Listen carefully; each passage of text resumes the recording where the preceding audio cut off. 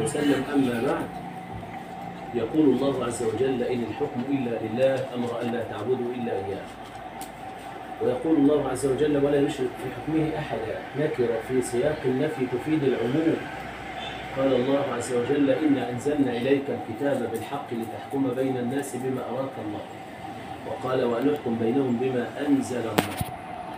فالحكم لله، والحلال ما أحله الله، والحرام ما حرمه الله. والله سبحانه وتعالى قال: ويحل لهم الطيبات ويحرم عليهم الخبائث. وقال: إنما أمره إذا أراد شيئا أن يقول له كن فيكون. وقال: وما أمروا إلا ليعبدوا الله مخلصين له الدين حنفاء ويقيموا الصلاة ويؤتوا الزكاة وذلك دين القيم. فالأمر لله تمامه وكمال، الأمر الشرعي والأمر الكوني. حج محمد رجل محترم وينتمي إلى مؤسسة عتيقة تضرب بجذورها بعمق في ربوع المعمورة في مصر وخارج مصر على مستوى العالم كله. والراجل قدم اعتذار، والاعتذار بسد في قتيل، الاعتذار بسد في قتيل. كان العرب أحيانا يكتفون باعتذار ويقبلونه وتسقط عنه ديات. الولد قتل أبوه، فباع الفدان اللي حيلته واشترى بندقية، حط بقية الفلوس في جيبه وطلع يدور على اللي قتل أبيه. قالوا له راح بلد اسمها ليبيا، راح وراه. عدى قبرص، راح وراه. راح تركيا، راح وراه. رجع سوريا، راح وراه. وصل العراق، راح وراه. رجع اليمن، راح وراه. عدى السودان، راح وراه. رجع مصر للصعيد تاني بعد 23 سنة، وده ماشي وراه. البندقية صدت والفلوس اللي معاه خلصت. أهل الفضل رتبوا له زيارة، دخل عليه شايل حتة قماشة. القماشة دي لا لها رسم ولا صفة ولا أصل ولا هي موجودة في كتب العلماء ولا الفقهاء، اسمها كفن. لكن العرف احترمها، الجهات الرسمية احترمتها، الجهات المعنية احترمتها، لقيتها بتحقن دماء. أما دخل عليه بحتة القماشة دي قبل الاعتذار ونسى أبوه اللي مات، وتسامح في دية ربما مقدارها النهارده من 5 مليون ل 15 مليون، وتسامح في فدان ضاع ممكن يعمل له النهارده 5 6 مليون، وعمر ضاع 23 سنة بدور عليه. نسى كل دي وقبل الاعتذار. فاحنا عندنا اعتذار مش هننسوه، وعندنا أصل وكرم الحج نبيل والناس اللي جايه معاه برضه مش هننسوا هذا الكلام. احنا عندنا واقعة حصلت، والناس المحترمين دول الحج نبيل وبنت أخته حبوهم من الأرض للسماء.